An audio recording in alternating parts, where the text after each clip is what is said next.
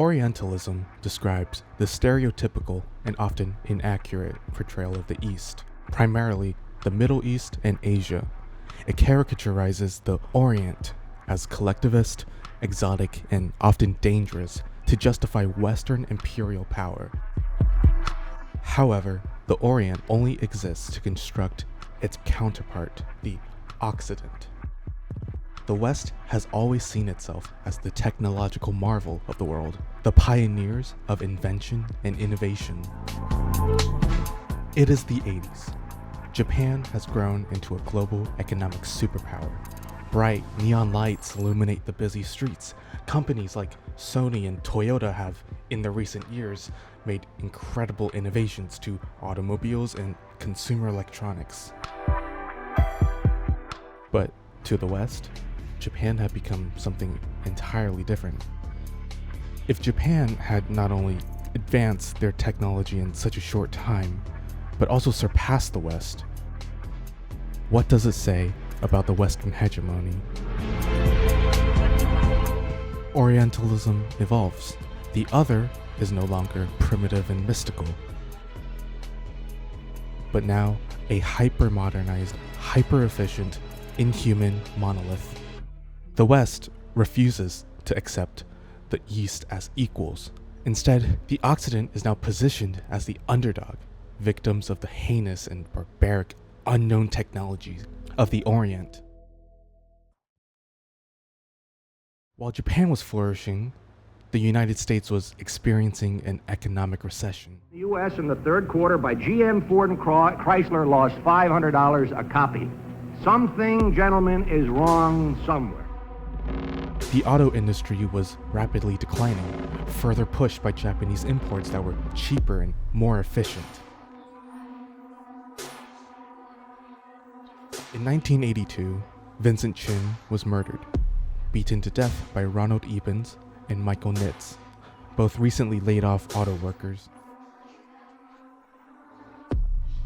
Though Chin, a drafter, did not work in automobiles, Ebens and Nitz viewed him as a representative, indeed an embodiment, of Japanese auto manufacturing, as they beat him with a baseball bat, reminiscent of Americans beating Japanese-made cars.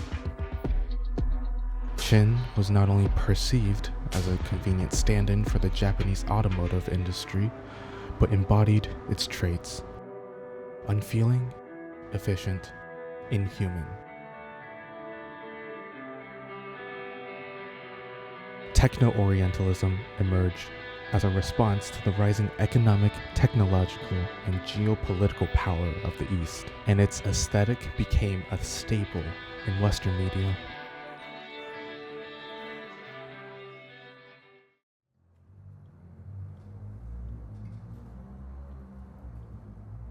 Somi 451 is a clone, also called a fabricant. She was produced for the sole purpose of being a restaurant waiter. Like all clones, each 24-hour cycle remains the exact same: sleep, work, eat.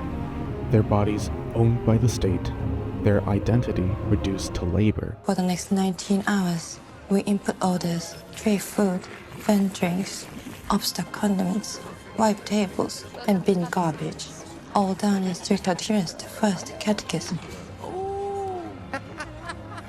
Honor thy consumer. On first day, we would stamp a star on each of our collars. 12 stars meant an end to our contract. Fabricants are groomed from birth to believe in ascending to a higher life. Sunmi later discovers that they are nothing but labor and reusable biomass.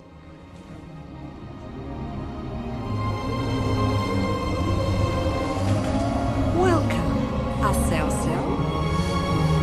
Take a seat. Just relax. This is to remove your collar.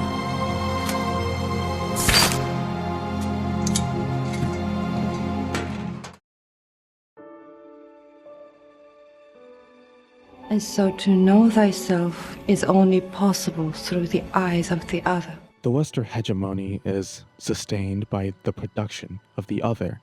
The Orient is simply a creation to define the Occident as superior, better, civilized. Sunmi does not live to see the end of her oppression. She is murdered by the state as consequence of going against the system. She does not escape or destroy the logic of Orientalism, but rather she exposes it. That acts of progress and self-identification are seen as nothing but a subjectivity constituted by the very same apparatus that produces it. Orientalism is not something that can be reclaimed. Sunmi shows us that while no one individual can change the world, a single person can light the spark to burn down a corrupt system. Our lives are not our own. From womb to tomb, we are bound to others. Past and present, and by each crime and every kindness, we birth our future.